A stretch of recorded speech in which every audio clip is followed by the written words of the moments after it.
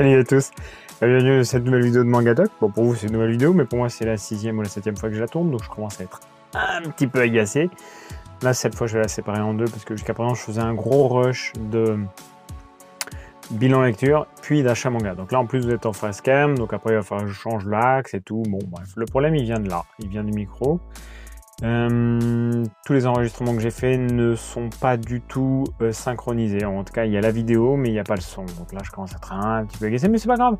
On va recommencer, on va faire une vidéo plus courte, on va faire que le bilan lecture, puis on fera une deuxième vidéo où il y aura le bilan achat, et puis après une autre bilan lecture, puis un autre bilan achat, etc. etc., etc. Dès que j'aurai le temps, je vous ferai cette fameuse vidéo sur Claymore, mais on verra ça plus tard. On commence par Ki-hoon 1 avec Léviathan. Donc Léviathan, c'est une nouvelle sortie de chez Ki-hoon, un format qui, ma foi, est tout à fait appréciable. C'est un grand volume, hein, donc quand vous comparez avec un autre format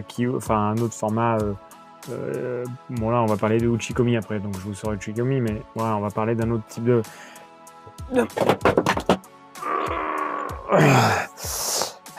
Désolé, j'ai un ulcère.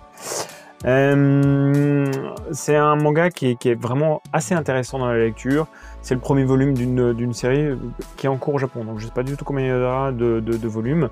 Le pitch de départ de Léviathan, c'est...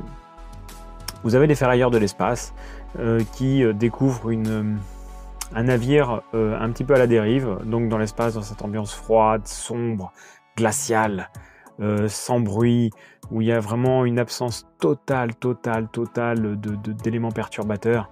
Et cette équipe de ferrailleurs, ces espèces de déboueurs de l'espace, rentrent à l'intérieur du navire, où il n'y a plus personne, le bâtiment est vide, le bâtiment est sombre, le bâtiment est glacial, le bâtiment est silencieux.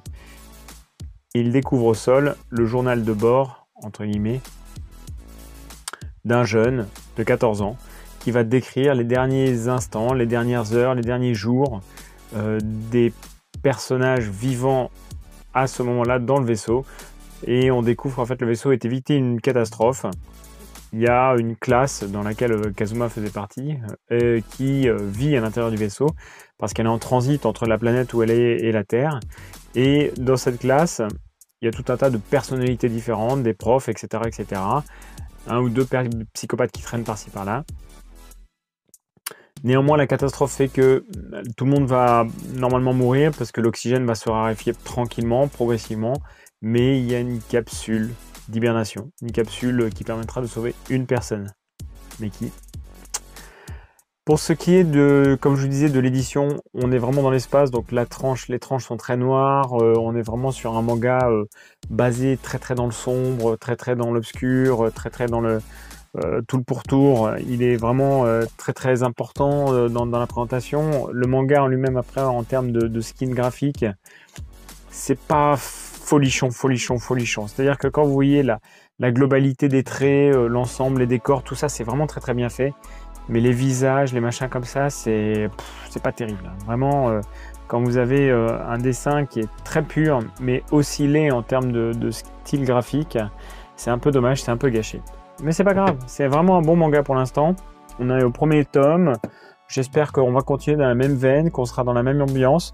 C'est quelque chose qui est quand même plutôt bien. Hop là, donc vous avez vu Uchikomi. Donc Uchikomi en 7 volumes, collection Sport Addict de chez Pika. Ouais, c'est ça, Pika. Donc c'est un shonen de sport sur le judo. Il n'y en a pas beaucoup des shonen sur le judo, donc c'est l'un des rares que c'est peut-être même le seul que j'ai vu. Dites-moi en commentaire si vous en avez vu d'autres. C'est l'histoire d'un jeune qui est victime un petit peu de harcèlement scolaire par 2-3 autres élèves beaucoup plus costauds que lui. Et ouais, ça c'est la première phrase du manga, oui. Il est déjà dans la revanche. En fait, on a des dessins qui sont très sympathiques, on a des dessins qui sont tantôt un peu pastelisés, entre guillemets, vraiment, c'est un peu flou, c'est un peu tout ça. Et en même temps, vous avez des dessins qui sont très beaux, très purs, enfin, c'est plutôt bien réalisé. C'est assez simple, mais en même temps, ça fait le travail, on n'en demande pas plus. Il y a quelque chose de tout à fait extraordinaire, en revanche, c'est les mouvements. Voilà.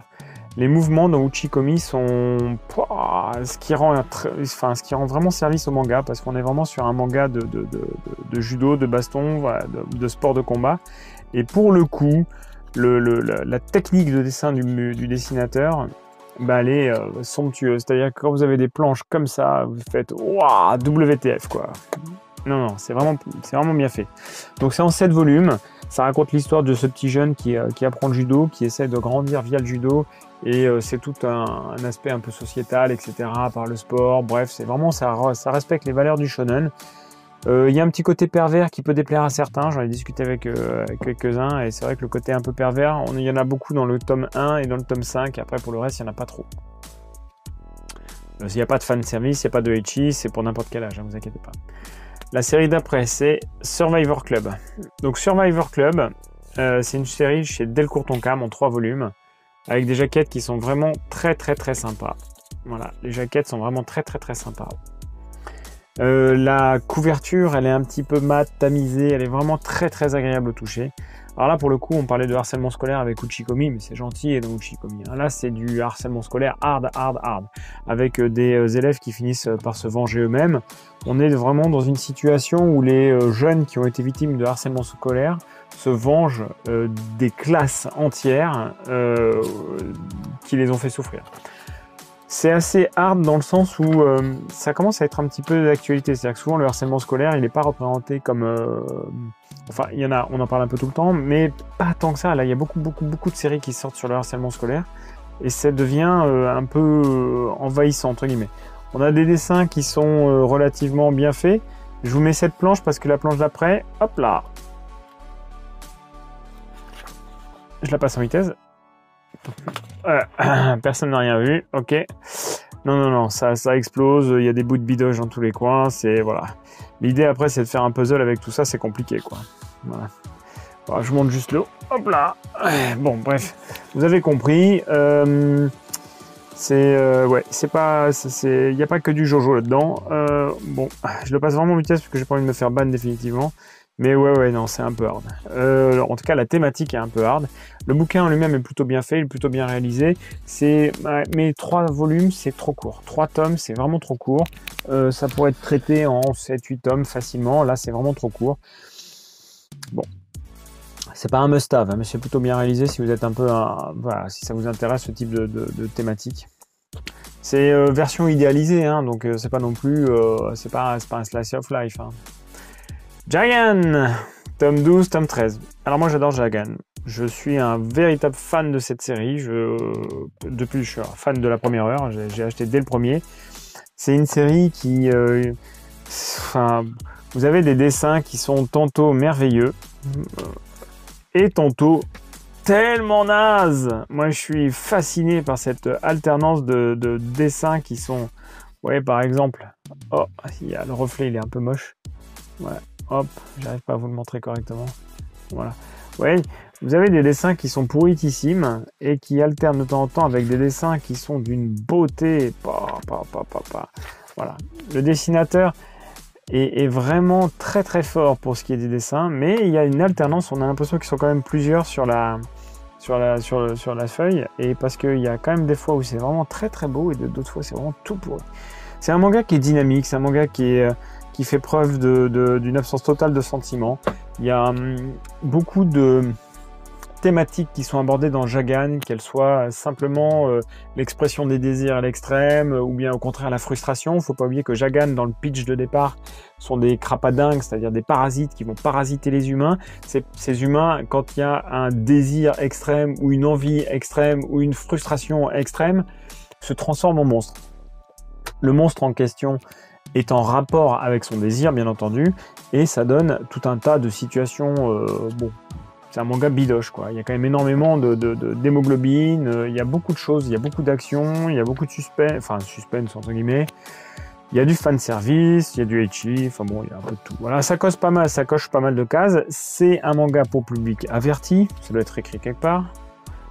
Attention, le contenu de ce manga est susceptible de heurter la sensibilité de certains lecteurs. C'est même pas écrit pour public averti, hein. C'est un seinen, je crois. Ouais, c'est Kase Seinen. Donc non, c'est vraiment très bien. Moi, je trouve que Kase, ils ont un catalogue de séries qui est quand même... Une autre série qui m'a vraiment déçu, par contre. Sanctum, 5 volumes. Alors Sanctum, les 2 premiers sont très bien. Voilà, les 2 premiers sont vraiment très bien. Le troisième le 4e. Et alors le 5e. On est pressé que ça se termine. Il y a une qualité graphique de Boichi qui n'est plus à démontrer. C'est un dessinateur extraordinaire. Il a une patte et un style de dessin qui est extrêmement propre à lui. Il est d'une pureté, d'une beauté. Il vous fait des dessins qui sont... Ouais, j'ai pas de mots. Il dessine tellement bien. Je suis vraiment extrêmement... Il y a vraiment une qualité dans son trait graphique qui est vraiment particulière. C'est le gars, il dessine tellement bien qu'il invente des muscles, quoi. C'est-à-dire on pourrait croire que les muscles existent tellement il dessine bien. Sauf que c'est pas tout à fait le cas. Mais bon, ouais, non, il est fort. Puis c'est pas un japonais, hein, c'est un coréen. Voilà. Et ben c'était tout pour ce petit bilan lecture. J'espère que... Donc ça fait 7, 10, 11, 12, 13, 14, 15, 16, 17, 18 pour la première moitié de février, puisque j'ai un autre bilan lecture pour la deuxième moitié. Je suis content parce que j'ai terminé des séries qui traînaient un peu dans le lot. Si vous avez lu les mêmes mangas, n'hésitez pas à le dire, dites-le en commentaire en dessous. Si vous avez des petits commentaires par rapport à ce que j'ai dit, n'hésitez pas, dites-le en dessous. Et puis si vous voulez vous abonner, ça fera toujours plaisir. Dans tous les cas, je vous embrasse très fort et je vous dis à très bientôt. Allez, salut!